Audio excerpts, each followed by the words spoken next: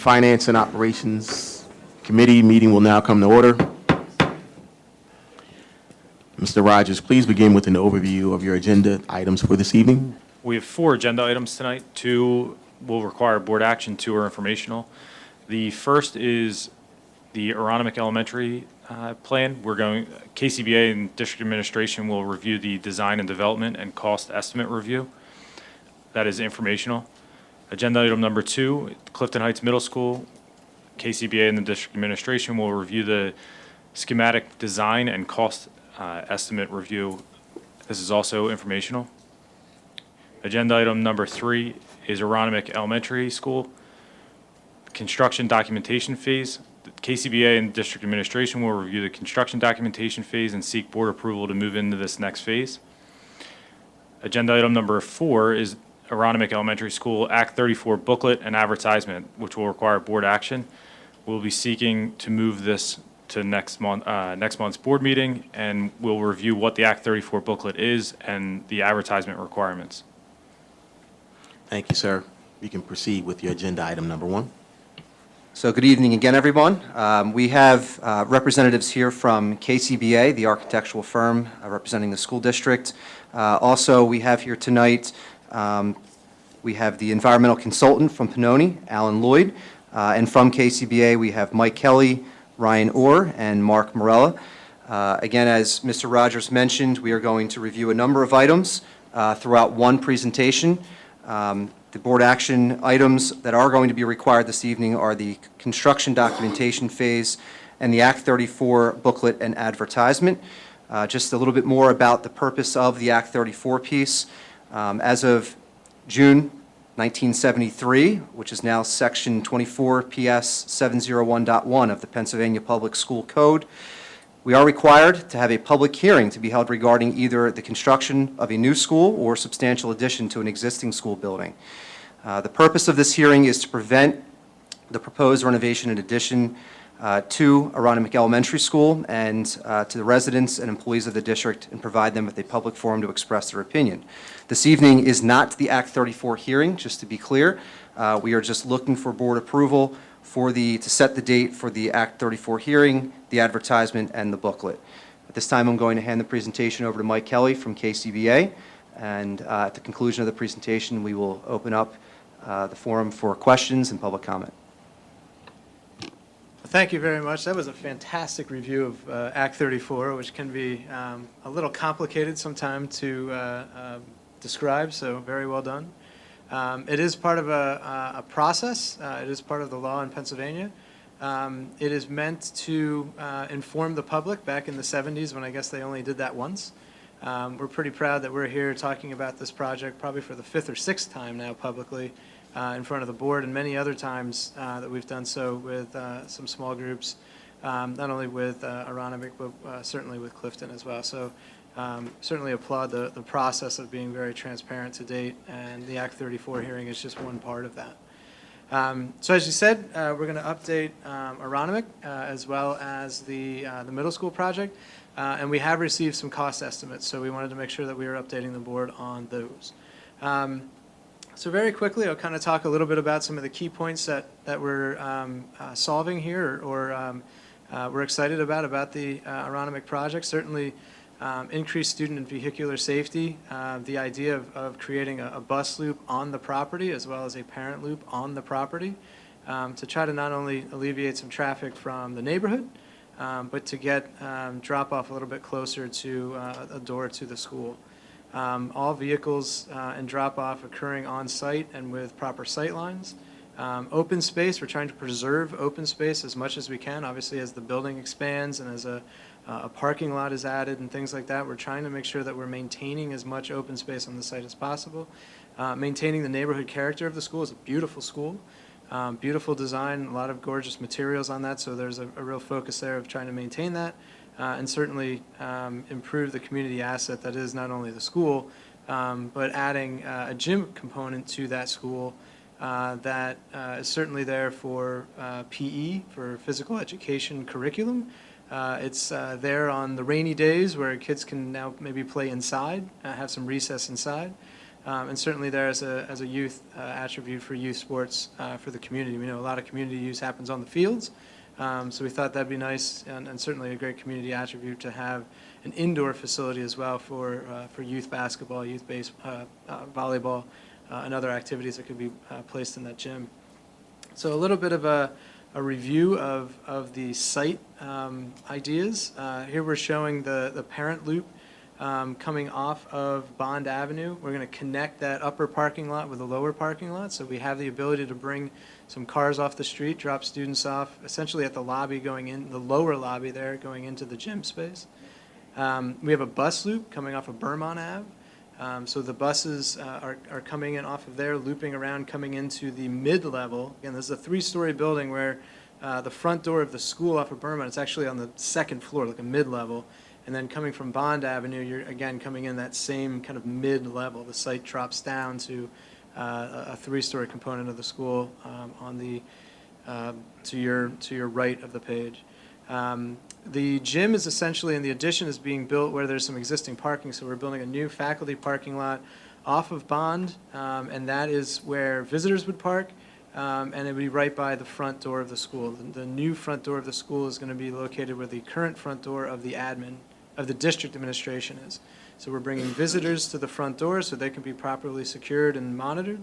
We're bringing kids by a bus or by a parent loop right to the very close to the school. Construction, we want to make sure that we're maintaining a very safe environment, not only in the school but out of the school. So we're showing here on this next slide the construction area.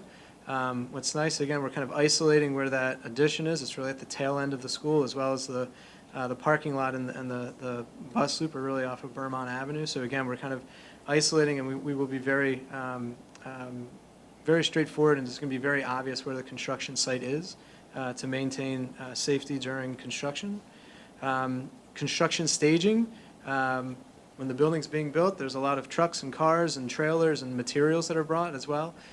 So we're already planning for that, where that staging area could be, to, again, make sure that we're maintaining safety during construction.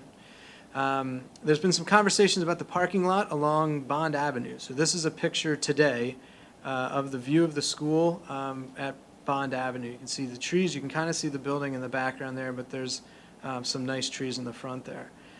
This is a rendering of the trees and some bushes ahead of that parking lot. A really good comment that we heard as part of some of the meetings with neighbors and supervisors has been, we're concerned about seeing cars. We're concerned about lights from cars and things coming onto neighboring properties. So we said, great idea. Let's push that back. Push the parking lot back off of Bond Avenue and certainly create a landscape buffer there. So the concept here, if I go back to where we are now, you can see the school and what's being proposed. The big trees in front of the school and all that remain. Where the parking lot is, that will be shielded by not only some trees but some bushes as well to try to keep the cars away from view from Bond Avenue. So again, some of the site features, we talked about the vehicular entry, the bus loops, maintaining open space. The building additions are now completely within the front yard setback. There's setbacks that are required. Any municipality has setbacks. They take your property line, they kind of shrink it in from certain areas. Front yards are a little bit larger than backyards. So the building that we're proposing is completely within that front yard setback, and so is the parking. So everything that we're doing, is that? Outside of that front yard setback.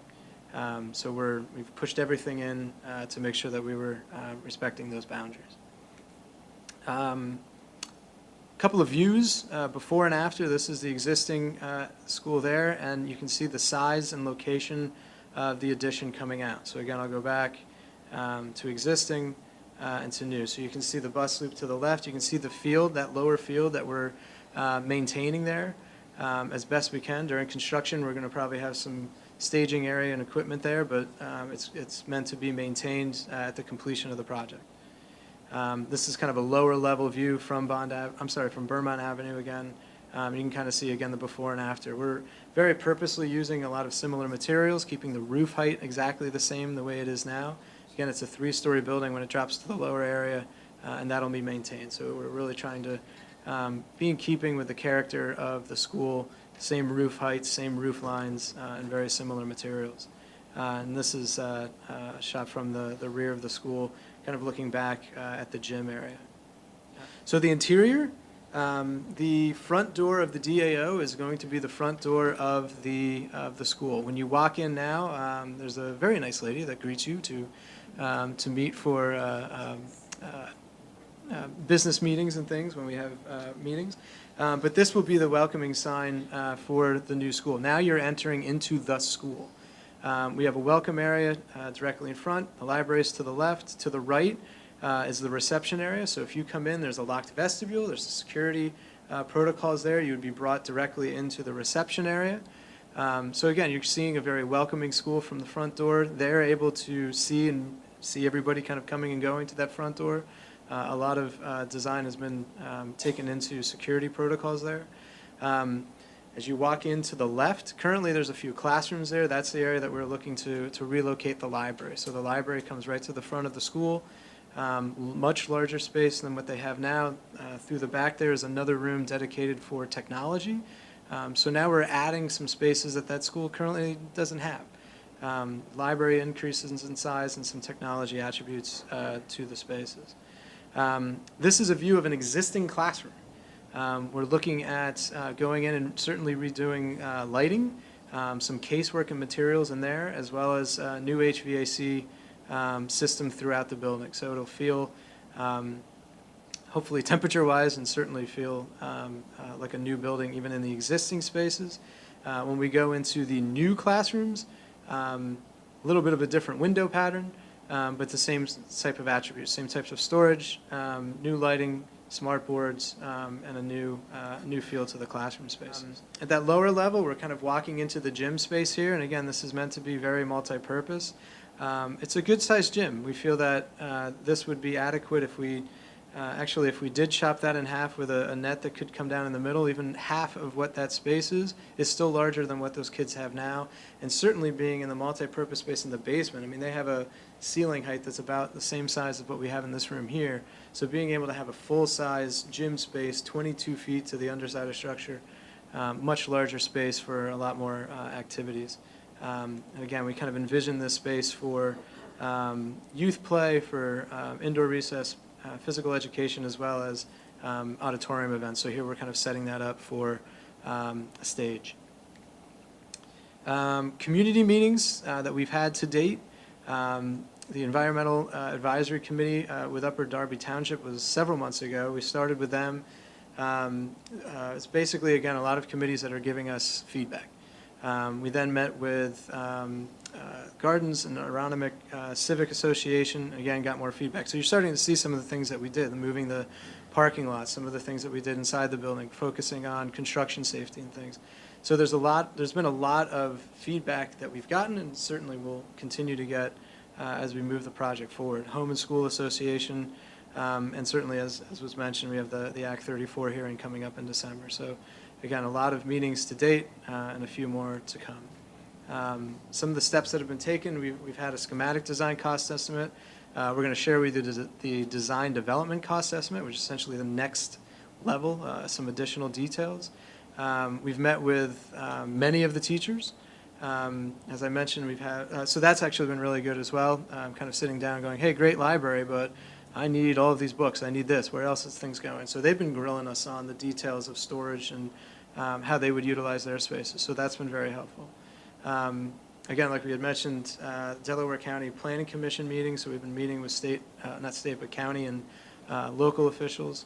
We have a zoning hearing coming up on Thursday. So again, we have more official meetings and things like that. So the process is continuing. And again, we wanted to give everybody kind of a snapshot in time of where we're at. As far as the program breakdown of the building, the current building is about 54,000 square feet. The addition is about 35,000 square feet, which leaves us with about a 90,000 square foot building, which is pretty good. That's, I don't want to say average, but we have 4 elementary schools all in construction right now. All of them are right about 90,000 square feet. So this is pretty average. This is about what an average size school would be. We're looking at anywhere between 600 and 700 students at the school. So that's the right size with the additional needs in current education for special education spaces, a gymnasium space of the size that we're proposing, as well as, again, making sure that the gym and the cafeteria aren't the same space. Music has a way to expand, art has a way to expand. We think this is about the right size for the building. The existing elementary school has about 15 classrooms with elementary and kindergarten together. We'd have 33 classrooms in the building.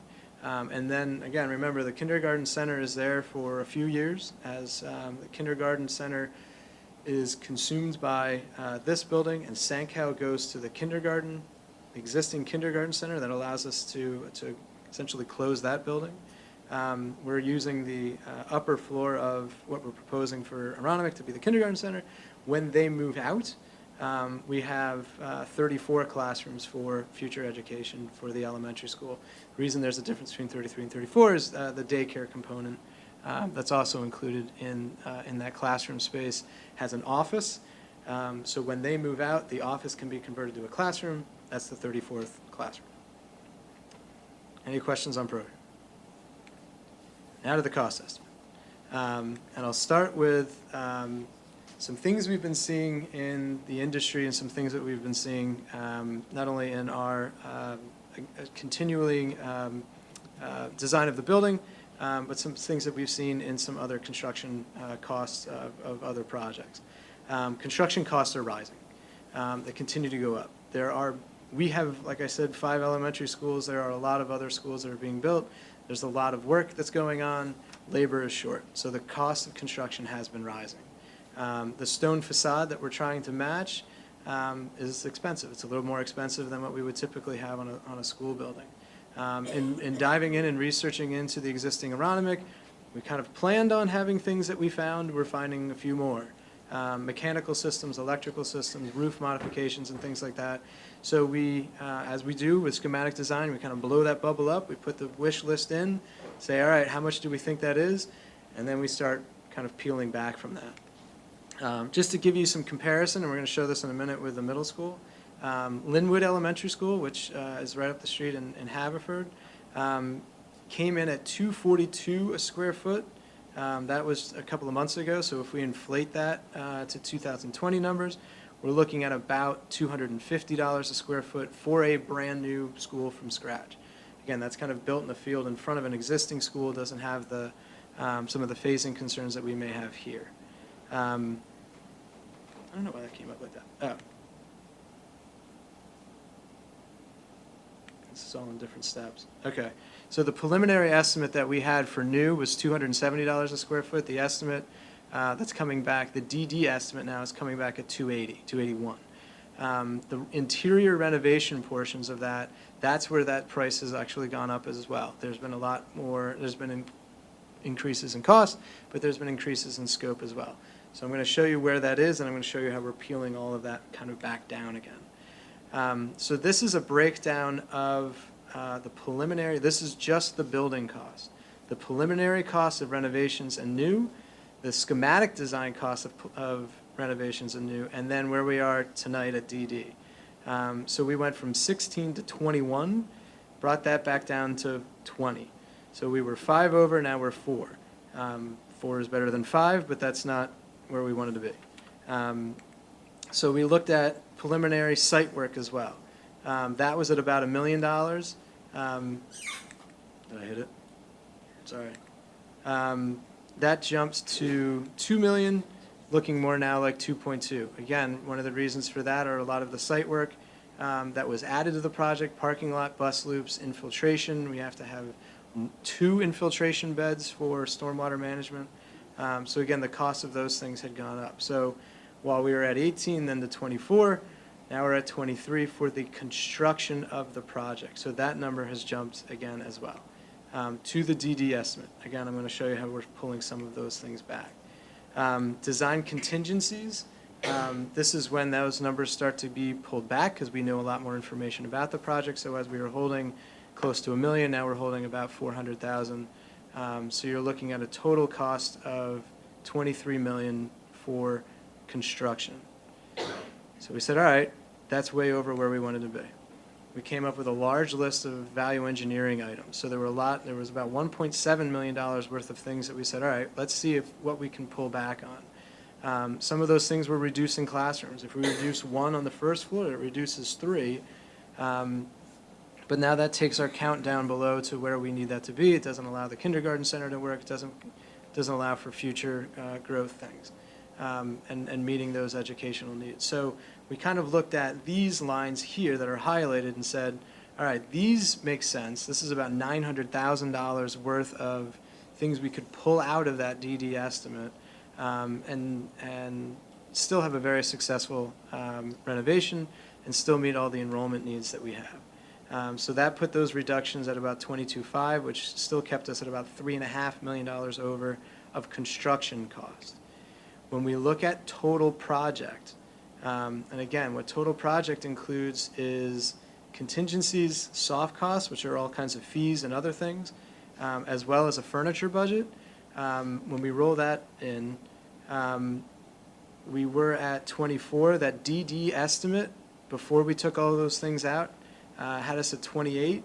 When we pull that, all those things that we had just mentioned out, as well as eliminate some things that we don't need in soft costs and find that we're finding a little less expensive, the total at the end is 26.7, which again is more than what we projected originally at 24.4. But that's the difference between some of the reductions in soft costs and contingencies as opposed to the increases of construction costs. Puts us at about a $2 million difference there. Any questions there? And again, moving ahead, we're looking to utilize these numbers for our Act 34 approvals. We're looking for you to understand that this is where that estimate is. We're continually working to pull that back, find other ways to save money. There are things like, again, contingencies built into those construction costs as well as other contingencies. So again, we're trying to be as conservative with those numbers as possible. But with the estimate that was provided, these are the numbers that we have currently. So Mike, before you go any further, up through this point is just about agenda item number 1. This presentation is one long presentation that's going to go through all 4 of the agenda items. So I don't know if we want to take the opportunity now, as we would with other presentations and agenda items, to ask for board comment and public comment on agenda item number 1. We'll just do board comments right now, and as we step through it, then we'll do the public comments at the end of all 4. So, based on the information you just said, my first question is about the fluctuation of the costs. I mean, this is a point in time that we're looking at it, and you really got to stick your line, draw a line in the sand at a point in time and go with that. So these numbers could further fluctuate over time as construction costs change. Is that correct? We believe these are accurate for bidding in January of 2020. So they are projected ahead. Again, you can see with Linwood, we opened that up just a few months ago in April, and that was $240, and we're projecting $280. I certainly hope it doesn't jump $40 a square foot in 9 months. But we're planning in for those things. We're trying it is a more complicated job than just building a brand new building, so of course it'd be a little more than $240. But we're trying to plan in, again, contingencies as well as additional escalation into those numbers. And that estimate was done by a third-party estimator that does a lot of school construction. So again, we were trying to have that be an independent estimate, and they're putting their projections on what's going to happen or cost increases over the next 3 months.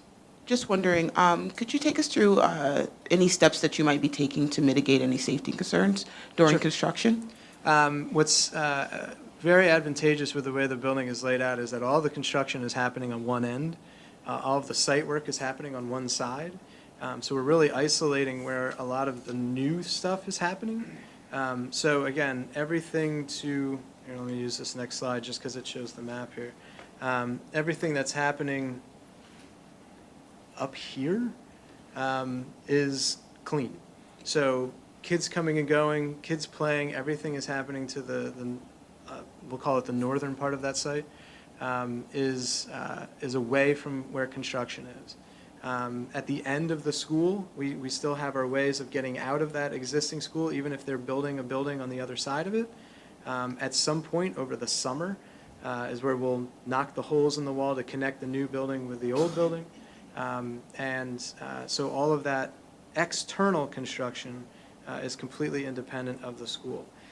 There's an internal construction portion to that as well. Where the DAO moves out, we have the existing district offices on the first floor as well as a lot of district offices on the second floor. What's nice is it's all on the other end.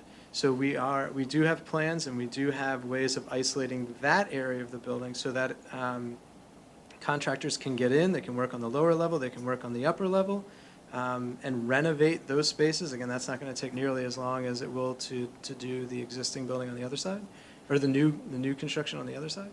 And we have ways in that building to isolate that as well, so that the contractors can get upstairs and kids are completely separate from that. Construction debris, dust, things like that, that's all sealed off.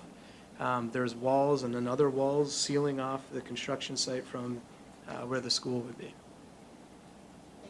If that answers everything. And there'll also be on-site fencing for all the work on the exterior of the project.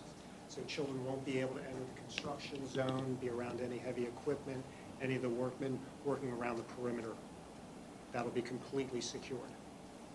A couple questions. I guess my first question, Mike, is going back to the parking situation. And we know that one of the major concerns that we've been hearing is traffic and the cars in and out. So with this new design, I mean, how many parking spots do we have on the property from what we currently have? I guess let's use that as an example, because I'm thinking we're pulling cars off the street because we don't have 60 administration Right. workers there anymore. However, the student population has increased, so. Yeah, you're eliminating all of that district staff, and every Right. district staff comes with one car. When you're adding kids, they don't drive, but you do have teachers. Right. So there are some additional educational staff that'll go to the schools. So that should, the district office group leaving should outweigh the amount of new teachers coming in. The numbers for parking spaces, We're required to have 3 parking spaces for each classroom, which more than satisfies the elementary school need for parking. So three for each classroom? Each classroom. Okay. and that's dictated by zoning, that's dictated by the township. So there's a net increase of parking on the site Yes. from what we have, and we're meeting what's being required. Okay. And then again, what's nice as well is we're taking all of that traffic that used to park around the outside of the school and bringing that through the school. We're keeping the buses off of Vermont onto Vermont Avenue so that they're not going down Bond. They're coming off of Vermont, pulling in, pulling back onto Vermont, and leaving from there. So again, we heard a lot, about that. And anytime we I know. go and park on Bond, it's very skinny. It's tight. So we want to make sure that we were keeping buses off of that. Another nice attribute is that one-way parent drop-off going from Bond down to Marvine. So they're coming in on Bond, but they're leaving in a different direction. So again, there's no turning around, there's no coming back out. So we felt that was an improvement as well. Thank you. And then the next step slide. Okay, so you have a zoning hearing on Thursday night. Yes. And what is the main agenda item on the zoning hearing? Are you asking for? Yes, we have one variance that we need, and Okay. that's based on building height. Like a lot of things, you get variances for it's called existing non-conforming. Right now, they said you can't build a building higher than 35 feet. Well, the existing building is 55 feet. Right. So the existing building is non-conforming. Now, that doesn't mean you have to go and tear it down, but when you add to it, you have to go back and say, hey, we're going to add, again, in keeping architecturally in style with the same roof line, with the same type of material. We're not building any taller than what they have now. In fact, there's a spire, there's a middle piece that is even taller than what our existing building is. So the zoning hearing is solely for a height variance to allow us to just maintain what's already there. Okay. And then the Act 34 hearing, I mean, I know it's law, 1970s, but actually, what happens? So who's there? I mean, I know it's open to the public, but what actually happens at that hearing? And then there's something, I see the hearing and the booklet. Yes, So so if you can that- just explain that. I'll jump to this slide, which kind of shows you all the things that are happening. So Act 34, again, is a required law. It's actually legal proceeding. Your solicitor's there, there's a stenographer there taking stenographer notes. Like I said, it's required by law anytime you're increasing the size of the building by 20%, which we certainly are. As we do with every project, or certainly a new building project as well, obviously Clifton would be required to do this as well. We have to advertise to the public that we're doing this project. We advertise in the paper. You have to have that advertisement out there for 20 days ahead of the hearing. At the hearing, again, it's not a board meeting. You are part of the public. You're happy to show up. Usually, superintendent will say some words about the need of the project. Other district personnel can speak as well about the need for the project, options that were considered. Typically, the architect says a few words about the building. Your financial company, the bonding company that's helping you with the borrowing, will show a lot of very confusing slides about bonds and how everything's being paid. There's a whole slide about tax implications. They want to know and be able to project to the public, what does this mean for my taxes? What does it mean for indirect expenses as well? Are you going to hire another janitor? Are we hiring teachers? Did you think about all those things? So it's a way to, it's kind of another update, but it is a legal proceeding that is required by the state. That's held on the 4th. Then there's a 30-day comment period, so the public can make comment at that meeting. It's really just meant for comment to get things on the record. There's 30 days after that where people can write in. All of that is stapled in a big binder. That's all of the material that was presented, all of the comments that you received.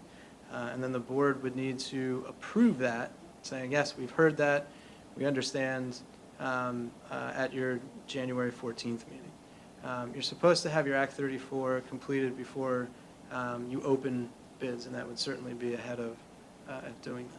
Just going back to the parking, the No, sorry. bus loops, and the parent drop-off, can you show me where the pedestrian traffic is going, where the students who walk are going to enter the school and the grounds? Well, again, the students that walk could be coming from several different locations. That's what I'm wondering, there's so many Right. entrances. The idea is that in the morning, wait, this thing's weird. In the morning, you're kind of trying to direct everybody to the front door, which again, right now is the front door of the district office.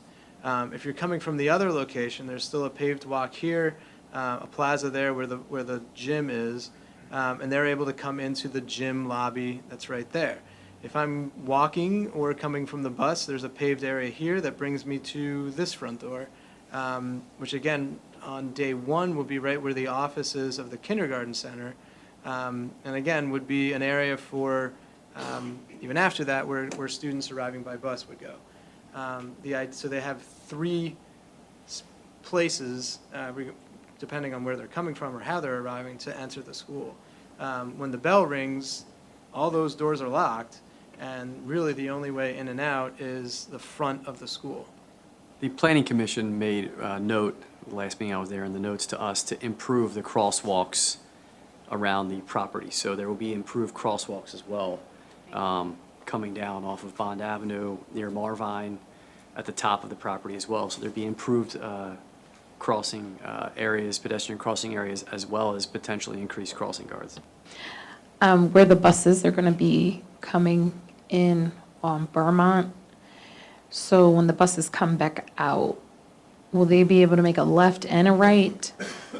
Yes. Right now, everything aligns with the intersections that are across the street on Vermont. So they're coming in line with that intersection there, and they're coming out aligned with this intersection here. There's the church property that sits right there. There's a substantial length of space between that corner where the buses are coming out and Bond Avenue. So they'd be able to come out onto Bond Avenue there.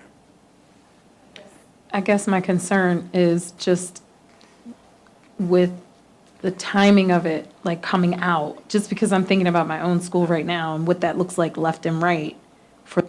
Right, I think, as Ryan's correcting me now, it sounds like the idea is that they're always going to be going right, that there is no left turn. So I That's think correct. So part of the that was, study. that was feedback that we received from the public and the traffic study, and we have decided to make that a right turn only for the buses coming out of the bus loop for that reason. Can I follow up on that? Is there anything else from the traffic study? Has a traffic light been recommended, additional signage or anything like that? No, again, they felt that the property is large enough that, and where we're bringing buses and cars onto, that we were fine. Again, if the buses were going to be coming down Bond Avenue, well, now you've got widenings of intersections and roads and things like that, which is the reason we didn't suggest that. Right. And So there were no additional, to my knowledge, additional recommendations of other, unlike Clifton, which we'll get to. There weren't any additional improvements suggested. okay, and who performed the traffic study again? Pannoni All right, is okay. a civil engineer. They've got a lot of different Right. departments. Traffic study was one of those. Right, and then just a question about costs. As far as, is that just inflation? Are there other additional factors for why the projected costs are just going up? Is it just the nature of the industry and stuff like that? Inflation certainly is one. Again, there are some additional attributes into the building that we're chosen to put in, the bus loop, the parking area. There's some things that are being required of us, of additional site work and improvements, that second infiltration area. Having that infiltration area being underground costs more than having a retention area. But the retention area is wet. It has to be fenced. It's not really a nice play area. So if you put that underground, it costs a little more, but then we are able to maintain the open green spaces as well. Average year-over-year costs are higher now than they have been for the national averages. There's also the tariff, which primarily impacts only structural steel. But Okay. that's also a small factor, but a factor nonetheless. Okay, so part of it's just additions to the project, is kind of what you're saying. Okay. Yeah, and to reference, in 2017, we opened bids at $225 a square foot, and 2 years later, we're at $270. So that's material cost was a big part of that. And labor shortages is a big part as well.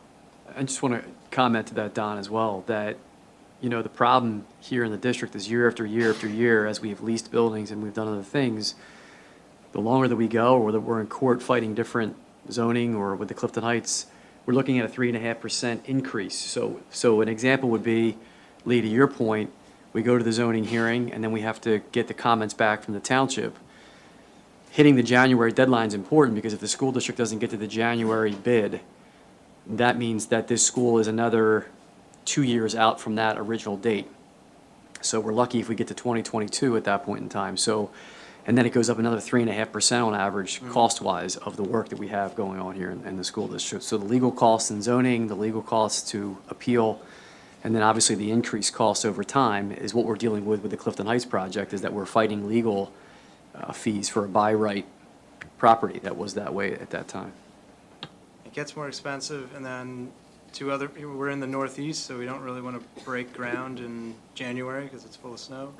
And school starts in August, so then he wants to be open in August. So the timeline of those types of projects, that's why you see a lot of them bidding January, so that they're ready to go. They've got equipment and everything here in April, so they're going 100 miles an hour, so that the following summer we should be wrapping up.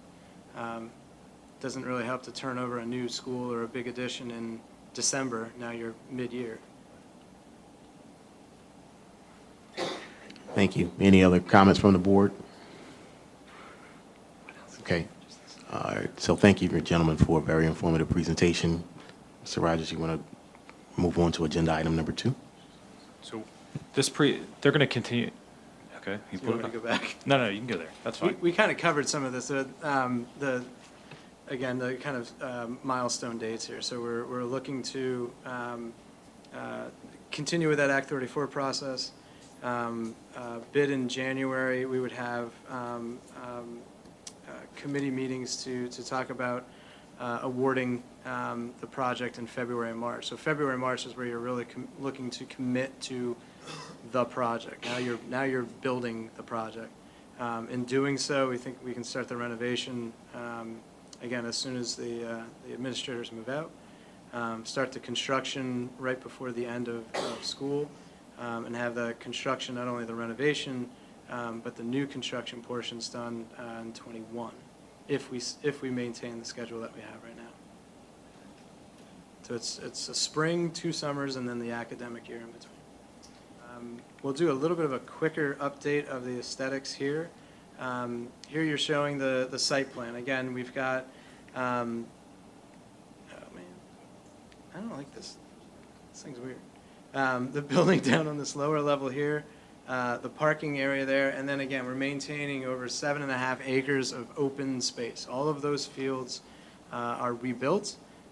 We have multiple baseball, softball, little league, full-size baseball, the football field, bleachers, a storage area. The community building that sits here remains, and we have another one here for bleachers as well as storage. So there's a lot of components to the field portion of that property. You can see a walking path being introduced around the outside of the fields there. So again, we've kind of hopefully talked about that a lot, about the maintaining and rebuilding a lot of open space on that property, and keeping the building now as a 3-story building. Again, we talked last time about that kind of two-story buildings that kind of align with a mid-level down to the lower portion of the property there. So again, a couple of views here from of the fields and the site there. The building, we're showing here kind of, again, entering at that mid-level. You can kind of see off to the right there as the building steps down naturally with the grade. The entry is shown here in the middle of the screen with the gym to the left. The gymnasium space, this is going to be just a little bit bigger than Aeronamic. No, it's substantially bigger than Aeronamic. Large 2-station gym, actually, for competition gym as well as cross-court basketball. We're showing, or I guess we didn't have that there. We're showing fitness centers, weight room spaces and things like that associated to the space as well. So where that gymnasium sits, again, it's much bigger than Aeronamic. Like Aeronamic, it's sitting at the end where it's able to be taken and isolated as a community component. So again, now we're looking at middle school, high school kids, certainly adult leagues, and things that could be utilizing this space while we can still securely shut down the rest of the school. Cafeteria space here that doubles as an auditorium. We met just last week with the music department. They're big fans of this idea and the spaces that they're getting on either side of the stage area there. A view from the bus loop kind of coming up to the main entrance of the school. You can see the cafeteria to the right, at the lower level and then mid-level of the school in the foreground there as you're working your way up through the bus loop. Again, so that's the kind of quick version of some of the design attributes of that. We can certainly show more and post some more about the design of the inside of the building. So again, meetings that we've had to date, we've met with many of the teachers essentially every Thursday or every 2 weeks. There's another selection of teachers that are coming in. What's really neat is it's from both middle schools. So because we're not replacing the school, we're getting both music teachers going, what I think would be great, and what I think would be great, and then we're able to get 2 opinions and work that into what's best for that school. So it's really been kind of fun working with both principals, both librarians, both art teachers, that kind of staff to collaborate together on this new building. So a lot of meetings with a lot of existing middle school staff. So the cost estimate here. Again, we have, in this sense, we're going to show you that middle zone where we have Colonial Middle School. It actually just broke ground yesterday. The inflated cost there of about $250 a square foot, that was just bid a month ago. So those bids are even fresher. We had originally looked at that at $241 a square foot, and I believe that is where that came in. So if we inflate that to next year, we're at $250. So we've been estimating $270. This one, we're bang on for bidding next year at $270. So this project is on budget, exactly where we thought that would be. There's some numbers that are moving, and I'll show you that in a moment. In May, we were showing $45 million for the building and about 6.7 in site. So we were at $52 million for the construction cost. Again, holding some contingencies as things tend to grow. We were looking at a construction cost there at $53,700,000. Where we're looking at in October, so this is from that third-party estimator that came back with, this is a schematic design piece. So again, we were schematic at Aeronamic, we were a little over, and then we tried to pull that down in design development. This is the first estimate back from that.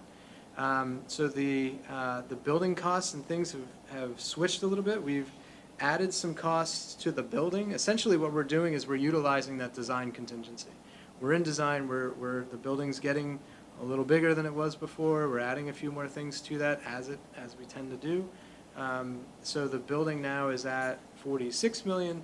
The site work is at 7.5, so that site work number actually went up $1 million, which again, we were anticipating. That's that $1.8 million that we were holding from preliminary. If we include that into that construction project cost, we're at $53,741,000. So we're basically right on the number that we were looking at before. We've added some things to that as well. That the field house building was added to the project. We're holding $400,000 for off-site improvements. We don't know what those are yet. Typically, in relationships with municipalities, there's ways that the district can help out with things. Hey, well, we're going to build this building. What can we do out in front of the school to help with some? We know that there's some flooding along that road, so we're saying, well, we can budget some money aside to help out with those things and help out with some off-site improvements. So we're holding on to that money as well. So there we're looking at, this was the previous one, so we'll show the current one here. Even with that money added to the budget, again, we were able to find some ways to pull back on some soft costs, some pull back on some contingency costs. So here we're showing a total project estimate at $64 million, whereas before we were about 64 and change. So here we're actually a little under the total project, even including those off-site improvements and that field house that was essentially added to the project. So that's the good news. The tough news is, as we mentioned a minute ago, everything gets more expensive every year. This gets pushed out. Obviously, the original goal was to be bidding this in the spring, bidding winter, well, let's say winter of 2020. So you're looking at February or March. We don't think that's going to happen. Obviously, there's been some pushback with local municipalities and some approval issues. So the chance of us bidding in this spring is pretty slim. So that pushes us probably a year. So if we're looking at now bidding maybe even this time next year, now we have to start adding that escalator of around 3.5%. Again, assuming nothing else happens, 3.5% is pretty much the average. So if you apply that 3.5% to the project every year, it's going up about 2.25% every year we don't build the project. So if it's next year, it's 2.25%. If it's the year after that, it's 4.5%. So we're on budget right now. We don't expect the building to grow. We don't expect any other additions into the project. It's a timing issue now of being able to get out and actually do the project. So that's the budget update for Clifton. Thank you. Any questions from the board or comments from the board? Dan, you have something? Clifton Heights is on hold now because we're in court, and if it takes 1.5 to 2 years, there's no point in continuing to pay you guys to continue to do work that's not necessary at this point. We've taken this project as far as we can. Right. Now we have to go through the process that's in place. So we wouldn't be borrowing money for this project at this point in time. Is that correct? Yes. What we have talked about was that was the schematic design completion and the schematic design estimate. Essentially, at the end of this month was the next deadline for us to present, to give to, the firm's called Dewey Engineering that is doing the estimate. So at the end of this month, we would submit those drawings, get that DD estimate. And again, as much as I don't want to stop, until we have a clear view of the project moving ahead, you're spending money on us. You're spending money on engineering. You're spending money on testing. So we'll get that DD estimate. We can present that to you. We'll get that in November, so we'll be able to present that in either the end of November or December meeting to show, again, here's where the costs were if we were going to bid. But again, we've kind of decided as a team, until it seems like we have a clear path to when we could bid the project, it's not necessarily advisable to keep drawing the construction drawings. Rachel, yeah. So I just want to make sure that the audience understood that every year of a delay with the Clifton Heights project, it would cost the taxpayers $2.25 million estimate. And that is a big concern. I do just want to emphasize, in 2013, we started our education specifications, that was like 6 years ago. And at that time, the Education Specifications Committee, I know you weren't involved, KCBA, but I just want to make sure that everyone here understands it. At that time, there was evidence of overcrowded conditions, including classes being held in non-traditional spaces, such as on a stage or in a cafeteria. And I'm quoting directly from page 3 of the Upper Darby School District Demographic Study dated June 2013. On the stage or in the cafeteria, which occurs frequently in many of the schools. In addition, overcrowded conditions have resulted in the need for 33 modular classrooms, or really trailers, at the following schools: 6 at Bywood, 2 at Garrettford, 3 at Highland Park, 2 at Hillcrest, 2 at Primos, 4 at Stonehurst Hills, 2 at Beverly Hills, 10 at Drexel Hill Middle School, and 2 at the Upper Darby High School. So every year that the district has not addressed this situation, which we are trying desperately to do, it has cost the taxpayers probably an additional $2 million. So we're talking about $18 million in deferred costs that could have been going into the classroom. So I hope that as community members that we are communicating that as we're talking to people, because it's a big concern. We know that the taxes are already way too high here. And every year that we delay projects, we are costing the taxpayers, the students, the teachers, and depriving them of the best education possible. Thank you. Any other questions or comments from the board? Okay. Mr. Rogers, you can move on to agenda item number 3.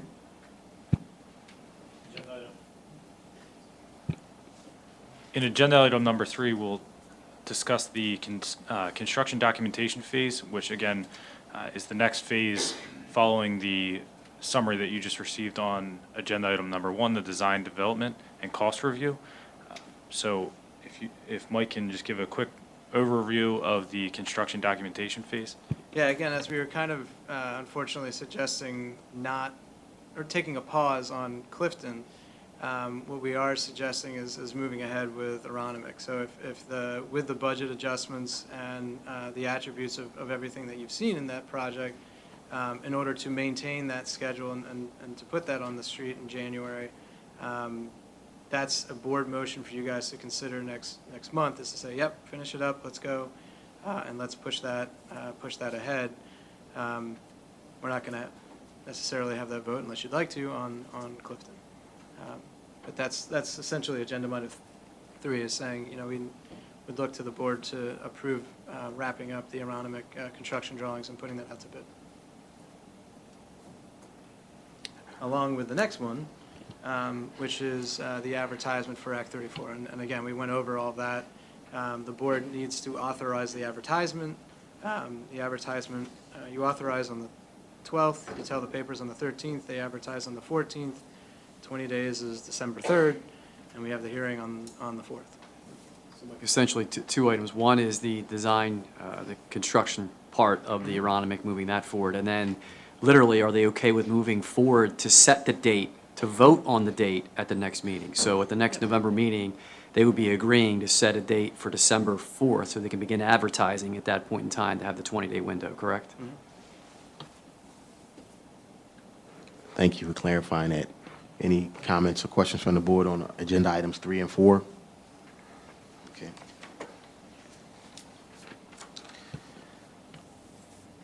All right, at this time, we will have public comments. Please come up to the microphone, state your name and address, and state the agenda item that you have a comment or question about. Amy Sullivan, 5,000 Marvine Avenue. As far as transparency with the Aeronamic Project, I live right across the street from Aeronamic School. You probably have passed my house many times. So it directly affects, a lot of people in the neighborhood. So I was looking back at the documents that you have on the website as far as the facilities updates. And I saw February of 2019, your 5-year plan, and it did not include the expansion of Aeronamic. Now, I don't know when it started, but I know in February it was not included. So that it's just, people need time to understand what's happening. I think that's why the community is just trying to get more information, and, you want to move along. Clifton's out, Aeronamic's in. People need time to process it and get information because it is our money that you're spending. And I also wanted to know, I'm sure you're doing a great job and have a lot of experience and everything, but were there estimates other than this, this group as far as, did you get several estimates of other companies? Okay.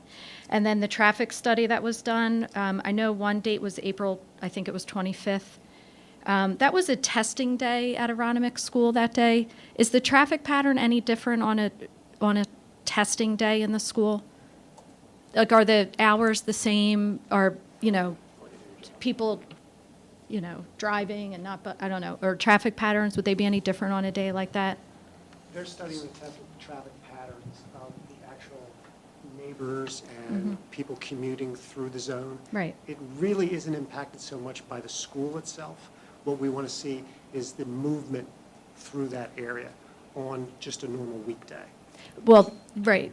So people dropping their kids off at school, I'm just saying, would the times be different that day that would impact the traffic study? It really wouldn't be impactful at all. Do you know no. the hours of school that day, were they any Sure, different? that's it. It was a normal Yeah, school day. right, okay. So we are trying to capture the data Right, on okay. what would be a normal school day, and the testing on that day. So would- my comment would be like only 2 days of data, is that normal for a traffic study? And does that really capture? And then I know a traffic study, from what I saw from the, court across the street, I didn't, like, were there cameras or any observations of, it would count the cars, but is there any, actual observations? I just think of like corners, Beaumont and Marvine, and then over by the church, because there's daycare or, preschool. Does it take into account all of that extra activity? And could there be considerations of no parking on one side of the street, to really alleviate that?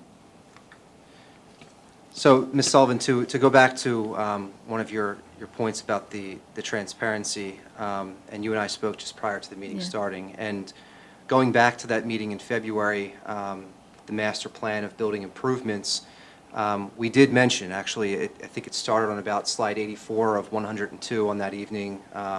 We did make sure that we provided a summary on the middle school and the costs, the approximate cost. We did touch on the new elementary school, and we did introduce the idea of renovating and adding to Garrettford Elementary School at an approximate cost of a little bit over $20 million, with 6 additional classrooms. And we did add the piece about renovating and the addition to Aeronamic at an approximate cost of a little bit over $24 million, which was adding 12 classrooms of additional space and the gymnasium. So we have refined that, obviously, to now include a larger expansion of additional classroom space at Aeronamic and no longer needing the additional renovation and additions onto Garrettford Elementary School. But that was a part of the public presentation back in February. Right. It is still pretty new to be moving along so I just- quickly. I'd like to add, too, that in 2015, June of 2015, Oh, that's my 40th birthday, actually. right, the board actually took action on the Aeronamic project being expanded under a previous architect Right. to put an addition in the gym. That was in June of 2015. We'll put that out to the public as well, Right, because 'cause those same people now, I'm it not so wasn't sure as what the large as perspective it the is. But expansion no, there that's was a going new on gym, now. and there was an addition of classroom space onto Aeronamic at that time of 2015 as Right, well. from the school administration building, but not the huge addition. There was an addition off the back of a new gym. But I want to make it clear that the Aeronamic neighborhood, from the people I know, we're not against improving our schools. We do want that. We just want to make sure it's done fiscally responsible. And we do believe that building a new school in the 69th Street area would improve alleviate the overcrowding where the numbers, where there are many students. And we don't want, we talked about the redistricting and keeping the schools where the students and the neighbors can walk to their neighborhood school, the parents, instead of, outreaching the borders of the school so dramatically. And I know there's a township school district land swap that needs to happen, and just wondering what the status is of that. So we're in the process of finalizing that with our attorney and going to the township. I just want to make it a point, too, back to several years ago, it was even noted then that even with a new elementary school, Aeronamic has to be expanded regardless to make it fit. I know that that's lost on people still, but a new elementary school does not solve in of itself the overcrowding. The reason why Aeronamic gets expanded, and we'll talk about this obviously at the Act 34 hearing as well, is because it allows us to save money in adding additional space to Hillcrest and to Garriford, even after the new elementary school is in place. I know we spent a couple hours talking about that in my office recently, but the new elementary school is definitely something we're going to be putting into play, hopefully as well. But we don't own the property. Right. When we tried to build an elementary school in Cardington district-owned property, that was shot down. So the district has been trying to make those inroads to make Shot that down down. publicly and by local politicians. There was not an appetite for that to happen. When we tried to do a school on Cardington district-owned property, that was met with a lot of adversity, to say the least. So we continue to have these conversations. We'll continue to do that. With all respect to you, and I appreciate the way that you've come out and you've had great conversations with us. Communication is something we're always going to work on. Right. But Haverford District does mailings. That would be a comment, because not everyone's online. There's elderly, they're not on your website, so they really don't even know. My parents live down the street from me. They had no idea. How would they? And they pay taxes. So I think mailing, I know it's probably expensive, but yeah. Flyers indoors, I don't know. There's other ways to communicate rather than just people having to go on the website to find out this information. Ms. Sullivan. Okay, thank you. Okay. Yeah, thank you. At the last meeting, Ms. Sullivan, I did ask our Director of Communications to look into a way that community members could sign up to get updates from the district website, and Ms. Buford, I believe, is here. Could you just speak real quick to how you would do that? Because I think it's real important if you could just, at least help us in the meantime to get the word out to your friends and neighbors. Well, one of the things we wanted to do was just put in one snapshot the ways the district communicates. So we have Parent Link, where we send out the emails that for people who are in our system who have children. Then we also have options where community members can go to parentlink.net. It's on the internet. I'm not sure of the exact website. And then you can follow the directions there, which are pretty simple. Enter your email address, and within 10 minutes you'll get a confirmation email, and then you can start receiving updates from us. Anybody can do that, anyone in the community. So if you have any questions or you're having difficulty with it, just reach out to me. Okay, so yeah, so if you go on the website, go under departments, media services, yeah, and I'll be there. But if you look in the district news, that section that's in the middle, that's kind of like a circle where you click to the right or left and see anything that's relevant right now, there's the sheet right there. It says ways to communicate, ways that we communicate. And if you go to the very bottom, little blurb right there, it'll tell you how to get what you Is do. there any consideration of mailing? So, you know, people are gonna, Well, that would be a budget issue, because we're talking not $2, yeah, I we're mean, it's just talking. kind of late in the game too. Yeah, about. Ms. Sullivan, since- That's about $4,000. Since I have been a board member since December of 2013, I've been asking that the district consider partnering with the township, who already sends out a mailer twice a year, to try to, like, you know, the school district on 2 pages and the township on another 2 pages. Unfortunately, it's been very costly, and, you know, we are still considering that, and certainly we could consider it for the next budget year. I'm sorry, I just had a question. Frank, do you know, I was under the impression that Haverford sent out that mailing only to advertise for the Act 34 hearing, which we haven't even had yet.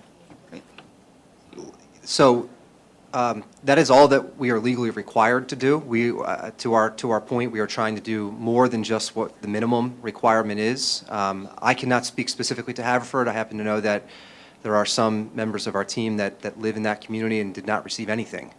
So I know that KCBA has done work in Haverford and continues to, but we do plan to, once again, make sure that the advertisement goes into the paper for the Act 34 hearing.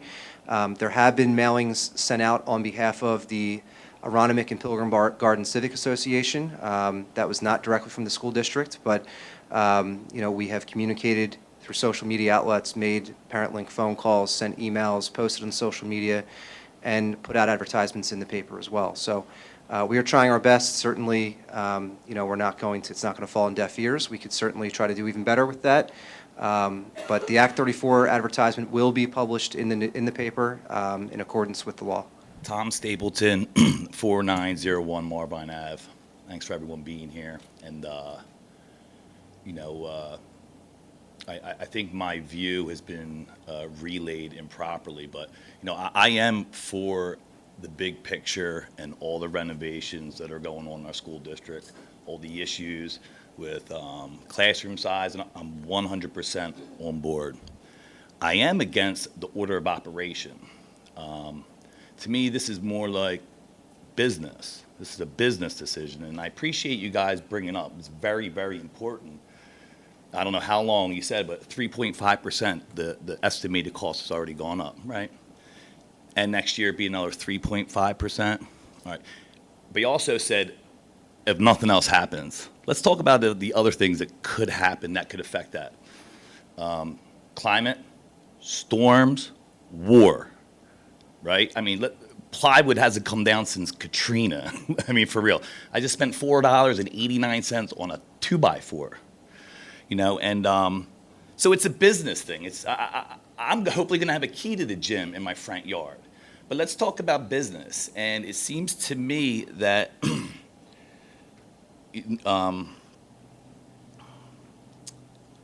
excuse me for a second, let me gather myself.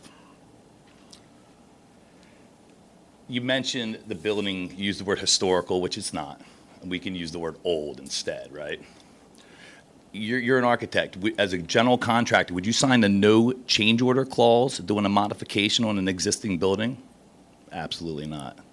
So there's other things that can arise, even though the potential budget, climate change, war, this can all affect things. Even if builders are locked in, if there's war or other things, there's change orders now on cost of material. You mentioned the tariff. I mean, come on, I've been on jobs too. Things have skyrocketed. It's appliances, lumber, steel. It's not going to change.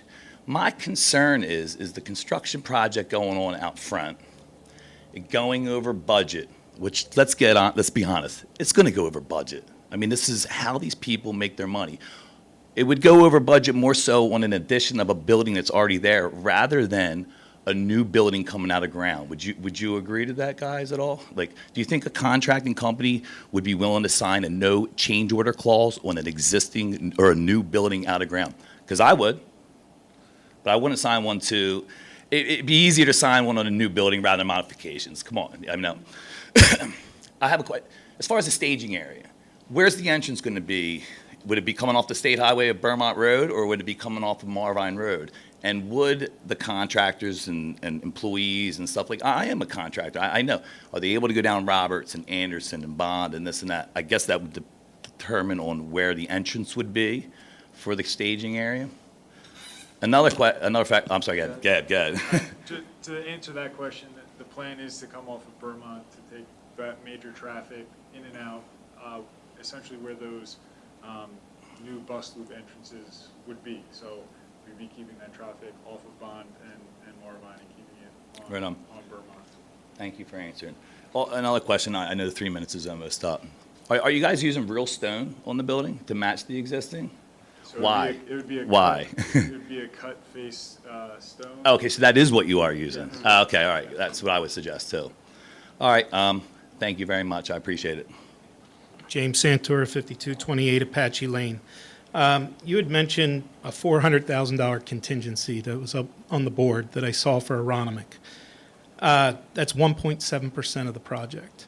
Am I missing other? I heard maybe there's other contingencies. The renovation has $500,000. The new building has $300,000, and the site has an additional $100,000 on top of that $400,000. And then if you go to the next slide. So we're in the 5 to 6% range? Right. And then Okay, we that's a little more comfortable. And then we have a construction contingency. Good. And then I saw it's up about $2 million, I believe, $2 million approximately. I just, one of my concerns is I hope that that's not going to take from the renovations that need to happen at other schools. I heard we don't have to put additions on Garrettford. We've got to update the bathrooms. We've got to, do so many other things there. We've got to continue that progress because I feel it's worked at the high school. It needs to keep rolling. And if we're 2 million high here, 2 million high, or 5 million high at Clifton, it's going to impede that in order to keep your numbers in place that you've discussed with the public of not raising taxes more than approximately $3,300 over, I think, a 10-year period. 30-year period, excuse me. How do we prevent a contractor like the one at the technical school in Aston from being used? That contractor over and over again wins bids and ends up in lawsuits with school districts. It's food for thought. I have a feeling they're going to try to bid the project. I just hope it's something that we can prevent so we don't go through the same issues on our projects. And I'm not talking Aeronamic, I'm not talking Clifton Heights, I'm talking across the board. While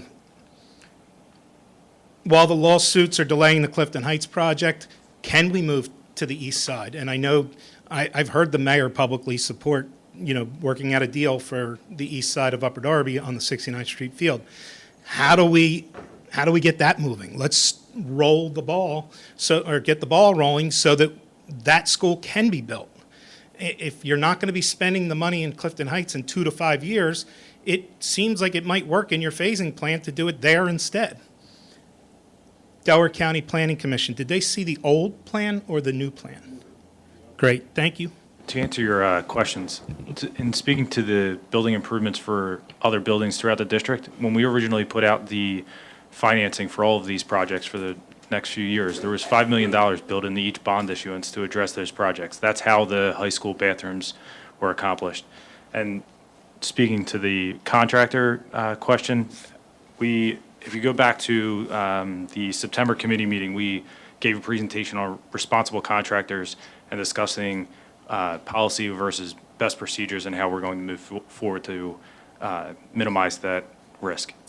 Okay, but on the $5 million question, does that mean because Aeronamic went up 2, we're now down to 3 left? No. Clifton Heights, the new middle school, the other shift, if we lose that property, which is, I'm sure everybody here is aware of the fight that's going on there, we have a problem when the elementary gets shifted and the boundaries are redistricted. The kids have nowhere to go because, as Mrs. Mitchell pointed out, there are already 10 trailers on the back of Drexel Hill Middle School. So the campus now is overcrowded. Beverly Hills is overcrowded. So we can't do any shifting without either an addition or a brand-new middle school. So it doesn't do us any good to shift elementary school boundaries and then send kids into overcrowded middle schools. That's why we're beginning with the backing into that. You have to have elementary school kids go to another place. But would it still not reduce the class sizes at the elementary level? There's not a question if we did all that elementary work, it would be solved, but then we're passing kids into a middle school that are overcrowded, that it wouldn't work. So we're spending that money there, and we can't solve the middle school overcrowding. So the impact, there's not a greater impact of overcrowding in elementary level than middle school? It's equal in the sense that 6th and 7th grade, hormonally and changes that kids go through their life is substantial, and if they're stuck in 34, 35 kids in a class, it's pretty big. And we'd be exacerbating that in the 2 middle schools. Not that we don't need both, we do. It's just the order of operations. Tim Fanning, 5015 Marvine. First question on the school room, the additional classrooms in Aeronamic. So you mentioned there's 15 now, and doesn't the front of the building have add another 8 where the admin is? No, that would be the district, or that would be the library and the Aeronamic administration area. The area that is classrooms are added from the DAO perspective, or the second floor area, is where 5 additional classrooms are added. Okay, all right. The second comment I want to make is, all right, this is a piece of a much larger plan. So we're talking $26 million for this piece. Now, it's up on the website just before this meeting, and there's an estimate on elementary schools only of $180 million. And then we're talking about a high school of potentially $64 million. I'd say we're looking at $250 million in current dollars on all these projects. And I don't think people understand that. I mean, that's got to be explained. This is only a piece. And when I got up on the site, my jaw dropped. I mean, this is a huge effort, and you're asking us to pay for it. I mean, what is the impact of all this on our tax bill? I mean, this is going to be significant. So included in what you also pointed out is that there's a money in there for a brand-new elementary school, and that document that you're referring to that we worked on, Right. that also is the renovations. Some of the renovations that will happen in those schools are a high priority out to needing to be done in 10 years or 15 years. So we've done a capital review of the projects in the school district, and we've gone through and looked at boilers and chillers and windows and roofs. We just did work at Highland Park. We did work at Beverly Hills Middle School. We'll replace windows this year. So all of those things are going to be phased in over time. As I said when I met with you, we cannot spend all of this money and spend our way out of this problem. You know, Right. we have something that's in front of us. This administration and this board, thankfully, has been unanimous in its efforts to try to make those improvements. But we cannot, much like to the comments of a war or a recession or that we put out there, there are financial realities. Kicking the can down the road isn't one of them, however, in some of the aspects that we have. I appreciate all that. But, I mean, the reality is, and we were also borrowing $112 million that I saw on the site. And that's based on today's dollars. And that's 4 years of bonds that you had laid out. It came up to $112 million. And what's the operation and maintenance expense of all this additional space? I mean, all that needs to be considered in what we're proposing here. And I think that needs to be communicated out to the taxpayers. Okay? To the point of operational costs, part of the Act 34 hearing will address that, the indirect costs as well. And we can say with confidence that this building actually will save the district money due to the closing of Sencal, reduction of transportation out of the district. Sencal is 69th Street, right? Sencal first moves to the kindergarten Okay. center. So when that happens, you're busing students within the district versus 6 miles out of the district. There's a cost savings there. And full disclosure, we'd be moving the administration out of Aeronamic, and we would pick up a lease there where you're losing the Sencal lease.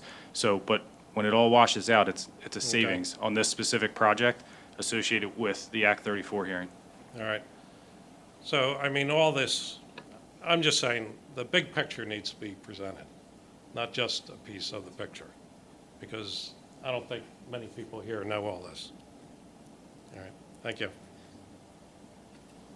Meredith Haig, 123 East Berkeley Avenue in Clifton Heights. I just wanted to confirm, I think I understood you, but that we think now the chances for Clifton Heights are very slim, but that door has not closed. Is that correct? Like, we're still proceeding as if that's a possibility in an opening? Yeah, we're not stopping. We are pausing on the documentation. When the district hires an architect and engineers, we're working on those drawings. We're meeting with teachers, that's all the things we said. We're producing drawings to go out to bid.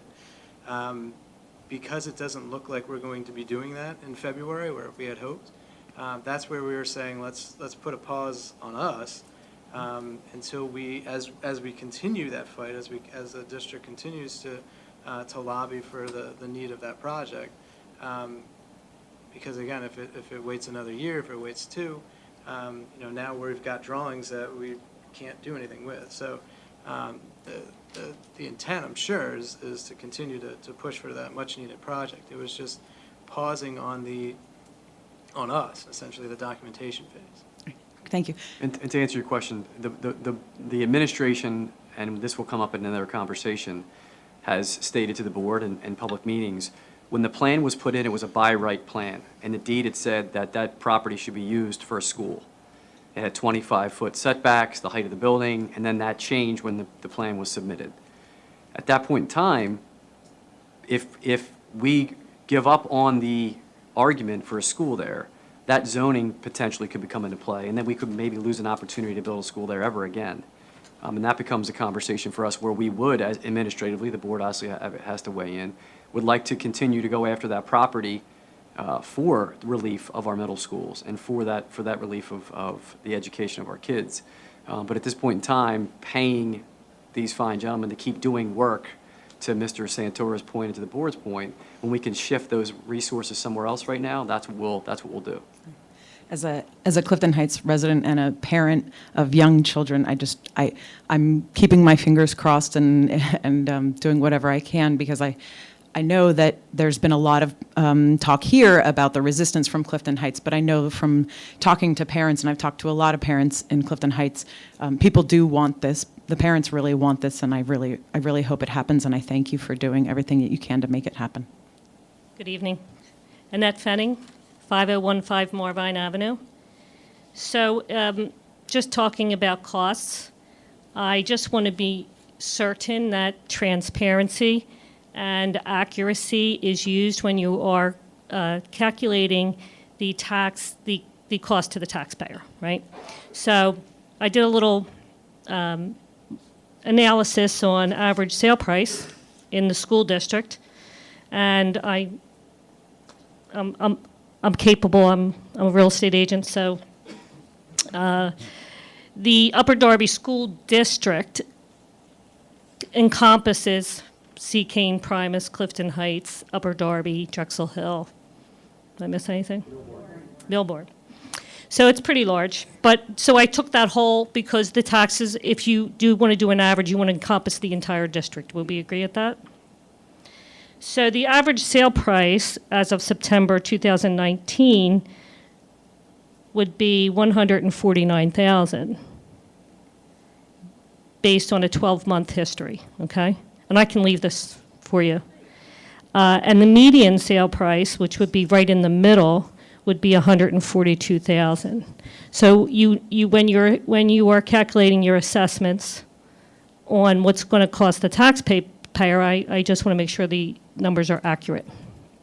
If you take the areas where some of these projects are being suggested, they could be even a little higher, because, say, in maybe the Aeronamic school area, the taxes there, the residents there do pay higher taxes, okay? The taxes, there is no question, and I'm not going to judge, there is no question that these taxes are going to be high. This is a major, major improvement. I understand it has to be done. I do question the order in which you've chosen the school board to do these improvements, because I think with a little patience, I feel a very sense of impatience. And I know it's been a long time since we've done things to the school, but I feel that when we talk to you. I feel that impatience, that interest in, okay, Clifton Heights isn't going to work, so let's move on to this one, and let's move on to Aeronamic, and I just feel this, maybe with a little patience, you're spending money, okay? If you're going to move St. Cal to the kindergarten center and the kindergarten center to Aeronamic, there's cost involved in those moves. Am I wrong? Do you have to do anything to the kindergarten center to accommodate the grade school kids? These kids are coming up to Aeronamic. I know there's cost involved in those moves. And then when it all settles down, if we get the 69th Street area school ever built, I feel like there's a lot of ifs. And there's no certainty in this plan. This plan does not give me a feeling of your future vision on a confident level. You understand? So I would just like you to consider, all of you on the board, because this is all in your hands. So 10 years from now, I want you to look back and be proud at what you're doing, okay? In my simple view, I just feel like the 69th Street area deserves the school they've been waiting for, and that would then, take those St. Cal kids right in there, directly, not on a detour, right? And let me finish, because it's my idea, not your idea.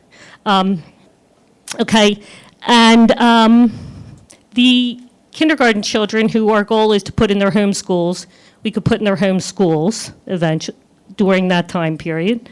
Aeronamic School can be improved, made better by the removal of the administration. I'm not sure I agree with the huge addition. I think it's all about money. It's not about, isn't it great? I looked at that and I was like, wow, yeah, sure, I would love it. I would absolutely love it, okay? You need to consider if we can afford it, okay? Because property values have a direct line to taxes. They have a direct line, and I've said it before. I know you're saying with all these great schools, property values will increase, okay?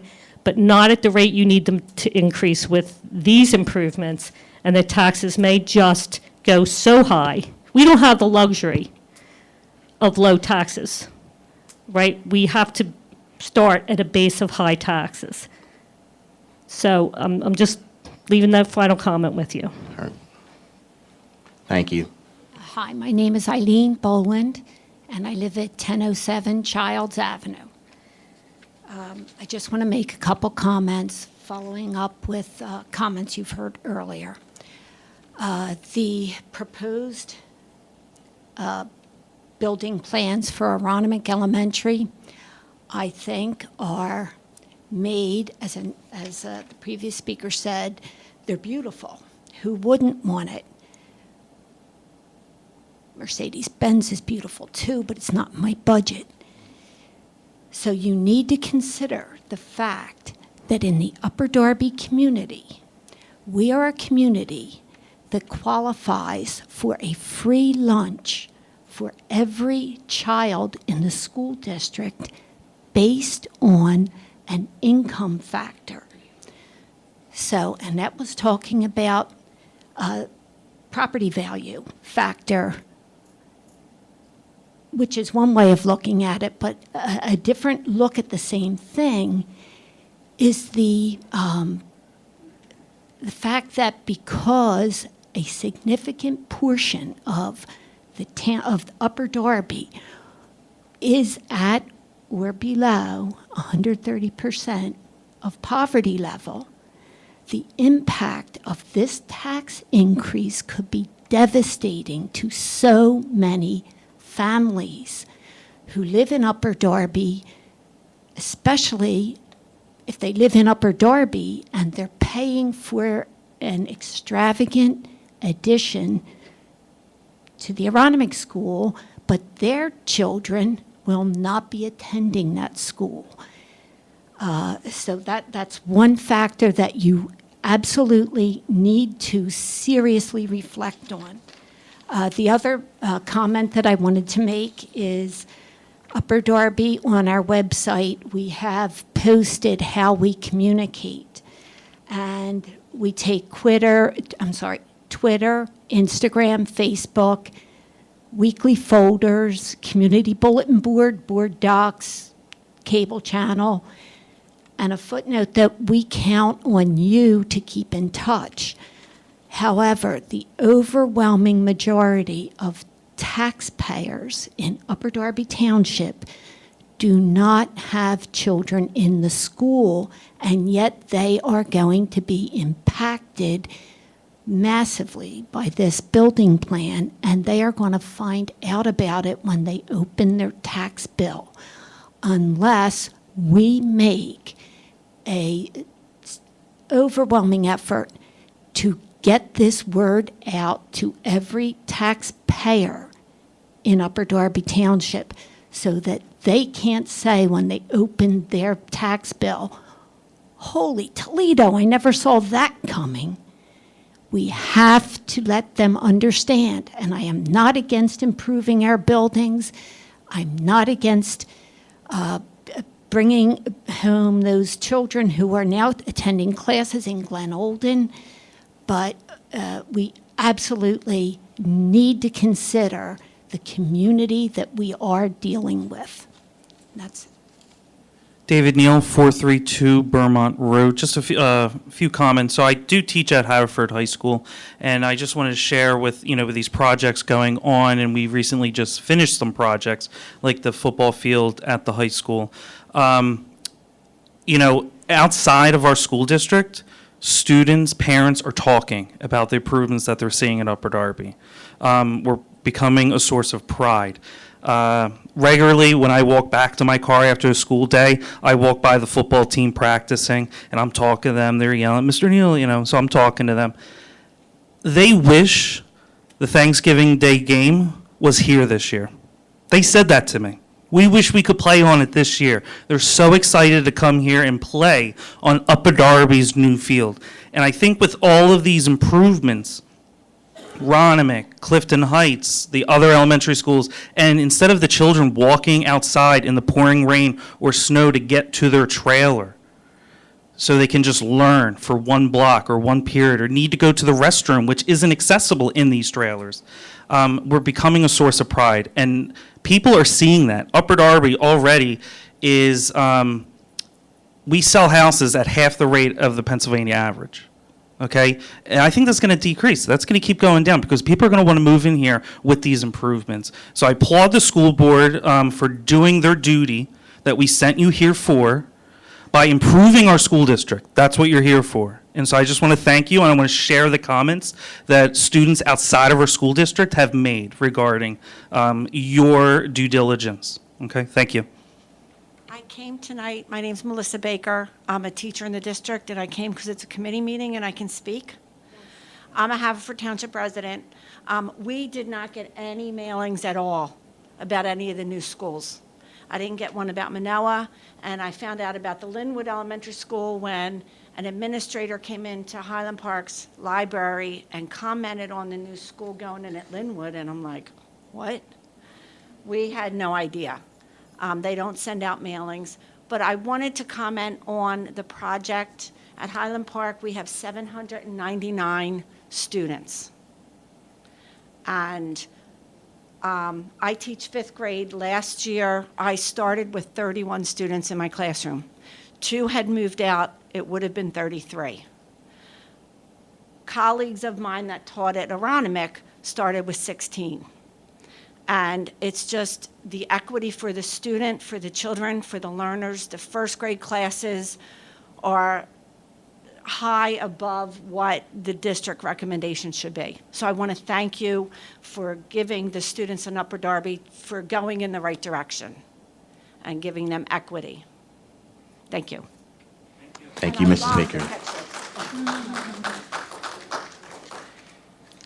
Are there any other public comments? Looks like we are finished with that portion.